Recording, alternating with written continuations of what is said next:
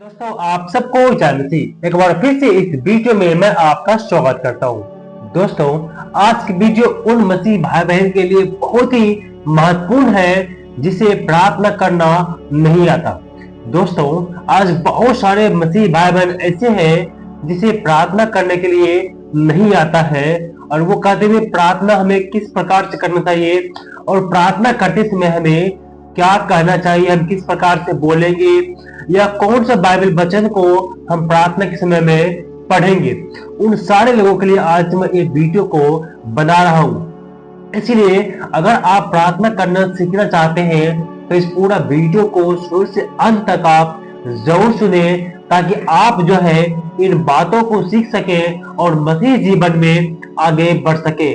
चलिए बिना किसी देरी के इस वीडियो को हम शुरू करते हैं। दोस्तों प्रार्थना जो है एक माध्यम है, ईश्वर से बात करने का एक तरीका है। वो परमेश्वर जो स्वर्ग में रहता है, जो हमें स्वर्ग से हमेशा हम पर जो नजर बनाए रखता है, उस परमेश्वर के सामने में हम ऐसे ही डायरेक्टली बात नहीं कर सकते हैं। उसे बात करने का तरीका है, एक जरिया है और वो तरीका है प्रार्थना। दोस्तों अपने मन के बातों को हम ईश्वर तक पहुंचाने के तरीका को प्रार्थना कहते हैं। जब आप अपने आपके मन में जो कुछ है उन सारे बातों को ईश्वर को जब हम बतलाते हैं तो प्रार्थना के माध्यम से ही इन बातों को हम ईश्वर को बता सकते हैं। और बहुत से लोगों का ये कहना होता है कि सर मैं प्रार्थना में क्या बोलूंगा और किस प्रकार से मैं बाइबल वचन को पढ़ूंगा और प्रार्थना करने से पहले कौन सा बाइबल वचन को मैं पढ़ूं। तो दोस्तों इस सारे सवालों के जवाब और मैं इस वीडियो के लास्ट में आपको प्रार्थना करके भी सिखलाऊंगा, बतलाऊंगा कि आपको किस प्रकार से प्रार्थना करना चाहिए। दोस्तों हम जब प्रार्थना करते हैं तो हमारी प्रार्थना में जो है हम 3 स्टेज हम लोग मानते हैं, ऐसे करते हैं। जो सबसे जो प्रार्थना करते समय जो हम जो बात करते हैं वो प्रार्थना करने से पहले हम बाइबल वचन को पढ़ते हैं। और बहुत सारे लोगों को एक कंफ्यूजन होता है कि हम प्रार्थना के ठीक पहले कौन सा वचन को पढ़े। दोस्तों देखिए जो बाइबल वचन को जो पढ़ना होता है ये हमेशा नहीं पढ़ते हैं। अगर मान लीजिए हम घर में प्रार्थना करने जा रहे हैं तो हम बाइबल पढ़ के पहले प्रार्थना करते हैं, फिर बाइबल पढ़ते हैं, फिर प्रार्थना करते हैं। लेकिन अगर हम चर्च में करते हैं या किसी बीमारी के लिए करते हैं तो हर समय आप बाइबल को नहीं पढ़ सकते। लेकिन बहुत जगह ऐसा होता है जब हम प्रार्थना करते हैं तो बाइबल को पढ़ते हैं। आई थिंक बाइबल पढ़ने से पहले भी हम जो है प्रार्थना करते हैं, उसके बाद ही बाइबल को हम पढ़ते हैं। तो हमें कौन सा वचन को पढ़ना चाहिए। दोस्तों बाइबल का वचन जो है जो भी आप कहीं से भी आप पढ़ सकते हैं, लेकिन अधिकतर जो है नीति वचन या भजन संहिता से लोग जो है पढ़ते हैं। लेकिन जो आज मैं आपको बतलाने वाला हूँ वो भी भजन संहिता के माध्यम से ही आज मैं आपको बतलाऊंगा।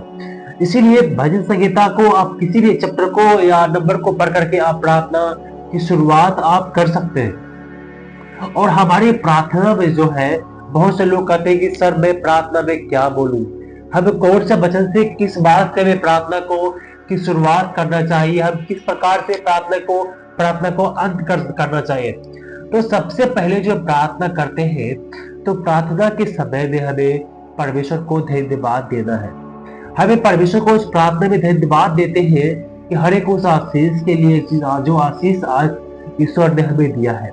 ये ईश्वर की महान दया और कृपा है कि आज सब धरती पर अपने घर में अपने परिवार के साथ में जिंदा और सही सलामत हम एक दूसरे से साथ में रहते हैं, बातचीत कर सकते हैं। इसके लिए उस परमात्मा को हम धन्यवाद देते हैं और धन्यवाद देंगे हर एक उस आशीष के लिए जो परमेश्वर आपको दिया है। जो आपके जीवन में जितने आशीष परमेश्वर ने दिया है उन हर एक आशीष के लिए हम परमेश्वर को धन्यवाद देंगे। हर एक बात के लिए, हर एक खुशी के लिए हम परमेश्वर को धन्यवाद देंगे। बहुत सारे लोग परमेश्वर के धन्यवाद के लिए आराधना भी करते हैं, गीत भी गाते हैं। लेकिन आपको धन्यवाद करना है कि हे परमेश्वर मैं आपको धन्यवाद करता हूँ कि अभी से बीते समय में बीते क्षण में आपने हमारी रक्षा किया, हमारे साथ में रहा, इसके लिए पिता मैं आपको धन्यवाद करता हूँ। तो इस प्रकार से जो है आप पर प्रार्थना में सबसे पहले जो है परमेश्वर को धन्यवाद दें। किस प्रकार से करना है मैं इस वीडियो को लास्ट में आपको प्रार्थना करके भी मैं आपको बतलाऊंगा। आपको उसी तरह से जब आप शुरुआत करेंगे तो आप निश्चित इस प्रार्थना को सीख पाएंगे। और दूसरा स्टेप में हम लोग क्या करते हैं, प्रार्थना के दौरान अपने पाप के लिए, हर एक गलती के लिए परमेश्वर से माफी मांगते हैं। पहले हमें धन्यवाद देना है और परमेश्वर से माफी मांगना है। दोस्तों, बाइबल बतलाता है कि सबने पाप किया और परमेश्वर की महिमा से रहित है। हम सबसे हमेशा कुछ न कुछ गलती होते रहता है। उन हर एक गलती के लिए, हर एक पाप के लिए, हर एक गुनाह के लिए ईश्वर से हम माफी मांगते हैं कि हे परमेश्वर, हमारे द्वारा या मेरे द्वारा जो भी जाने अनजाने में जो हमने भूल, गलती, अपराध किया है, उस गलती को मैं मानता हूँ और उस गलती से आप मुझे माफ कर दीजिए और इस गलती से मुझे बचाइए। इस प्रकार से आपको प्रार्थना करना है। और तीसरा स्टेप में हम लोग क्या करते हैं, विनती करते हैं कि हे परमेश्वर, मैं आपसे प्रार्थना करती हूँ या करता हूँ कि आप हमें पवित्र आत्मा से अगुवाई करें ताकि मैं बाइबल के वचनों को अच्छी तरह से समझ सकूं। हे परमेश्वर, मैं आपसे विनती करता हूँ कि आप हमारे भाई जो बीमार है इससे आप संज्ञा प्रदान कीजिए। तो इस प्रकार से जो है आप विनती कर सकते हैं। और जो विनती करने के जो विषय है वो आपका अलग अलग हो सकता है। बाकी दो बातें, धन्यवाद करना और माफी मांगना, ये हमेशा हर प्रार्थना में मैक्सिमम रहेगा। और विनती के जो विषय है वो आपके अलग अलग हो सकता है, इसीलिए इस प्रकार से आप प्रार्थना कर सकते हैं। और बहुत से लोग कहते हैं प्रार्थना से हमें क्या कहना चाहिए, क्या पढ़ना चाहिए। तो हम आपको रिकमेंड करते हैं कि भजन संहिता उसका 51 नंबर को चैप्टर को इसको जब आप पढ़ेंगे, क्योंकि यह जो है पाप से क्षमा के लिए, पाप से पश्चाताप के लिए दाऊद जो है प्रार्थना कर रहा है। क्योंकि दाऊद ने एक पाप किया था। क्या पाप किया था? बत्शेबा नाम की लड़की के साथ में इस दाऊद ने जो है व्यभिचार किया था। जब नातान भविष्यवक्ता जो परमेश्वर के दास है उसके पास में गया कि तुमने ऐसा पाप किया, जब उसको रियलाइज हुआ कि मैंने पाप किया, ईश्वर की नजर में मैंने पाप किया, तो वो दाऊद जो है परमेश्वर से गिड़गिड़ा करके प्रार्थना करता है, वो माफी मांगता है। जो इस भजन संहिता 51 में लिखा हुआ है, यहाँ लिखा हुआ है, हे परमेश्वर, अपनी करुणा के अनुसार मुझ पर अनुग्रह कर और अपनी बड़ी दया के अनुसार मेरे अपराधों को मिटा दे। मुझे भली भांति धोकर मेरा अधर्म दूर कर और मेरा पाप छुड़ाकर मुझे शुद्ध कर। मैं तो अपने अपराधों को जानता हूँ और मेरा पाप निरंतर मेरी दृष्टि में रहता है। मैंने केवल तेरे ही विरुद्ध पाप किया और जो तेरी दृष्टि में बुरा है वही किया, ताकि तू बोलने में धर्मी और न्याय करने में निष्कलंक ठहरे। इस चैप्टर में 19 पद है। इन पूरे पद को आप 2-3 बार पढ़ें और इस पर मनन करें कि दाऊद ने किस प्रकार से ईश्वर से प्रार्थना किया। हर एक उस गलती के लिए दाऊद ने परमेश्वर से माफी मांगा। हर एक उस गलती के लिए अपने मन को शुद्ध करने के लिए परमेश्वर से उसने विनती किया कि परमेश्वर मेरे अंदर जो है शुद्ध मन उत्पन्न कर, क्योंकि जो मेरा मन है किसी को देखने के बाद बहक जाता है, ऐसा ना हो, इसीलिए मेरे अंदर में शुद्ध मन उत्पन्न कर। और दाऊद ने क्या कहा कि हे परमेश्वर, अपनी करुणा के अनुसार मुझ पर दया कर। आप जानते हैं हमारा परमेश्वर करुणा करने वाला, हमारा परमेश्वर दया करने वाला परमेश्वर है। वो उसने हम पर दया किया है, इसलिए हमारे पापों के लिए उसने अपने पुत्र प्रभु यीशु को इस धरती पर भेजा ताकि उसके बलिदान के द्वारा हमारा पाप छूट जाए। इसलिए आप कितने बड़े पापी क्यों न हो, परमेश्वर आपको आपके गुनाह से, आपसे पाप से आपको बचाएगा, आपको माफ करेगा। इसलिए आप जब भी प्रार्थना करें पश्चाताप जरूर करें। आपकी प्रार्थना बहुत अलग अलग विषय पर हो सकते हैं, लेकिन जो तरीका होता है प्रार्थना करने का, यही तरीका होता है धन्यवाद देना। पहला स्टेप में हमें धन्यवाद देना है, उसके बाद में अपनी गलती के लिए उससे माफी मांगना है और तीसरा स्टेप में आपको विनती करना है। जो भी आपका प्रार्थना विषय है उसके अनुसार आप जो परमेश्वर से मांगिए।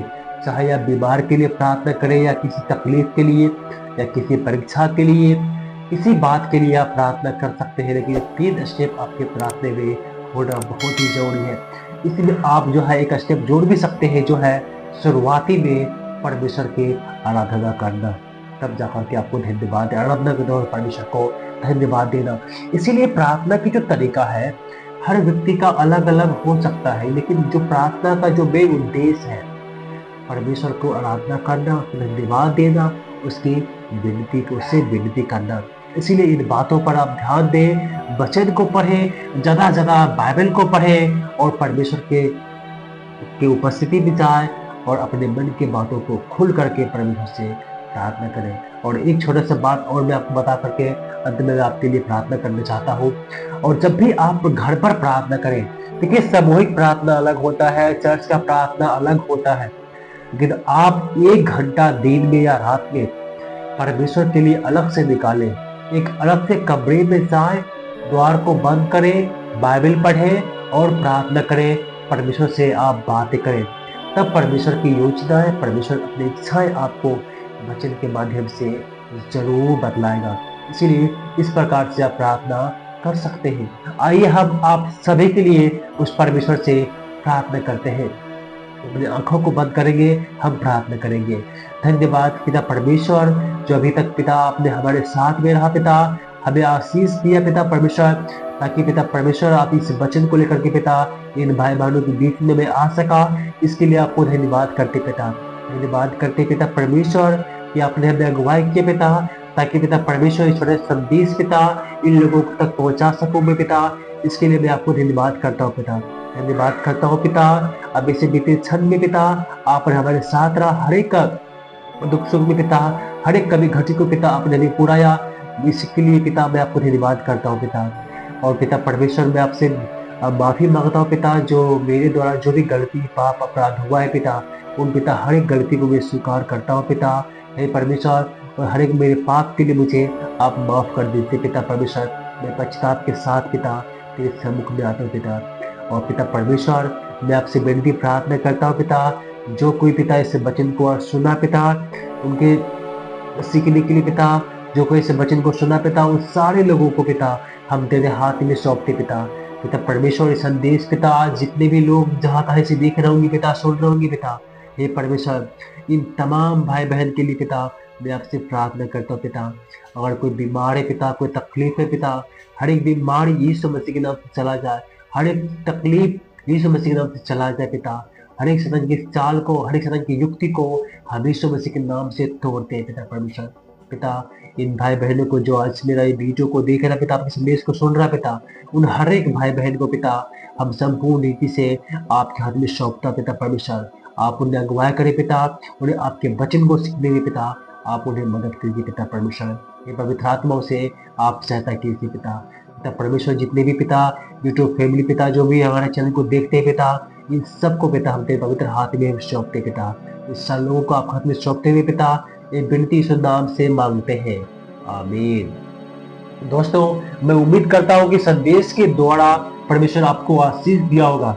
और जब भी आप प्रार्थना को अंत करें, अंत में ये विनती हम यीशु के नाम से मांगते हैं, आमीन।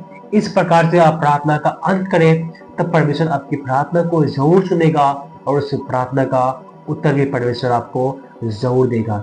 और दोस्तों आपसे आग्रह करता हूँ कि अगर आप हमारे चैनल पर पहली बार आए हैं तो हमारे चैनल को सब्सक्राइब कीजिए और वीडियो को लाइक करके उन दोस्तों तक भेजें जिसे प्रार्थना करना नहीं आता। परमेश्वर आप सबको आशीष दें।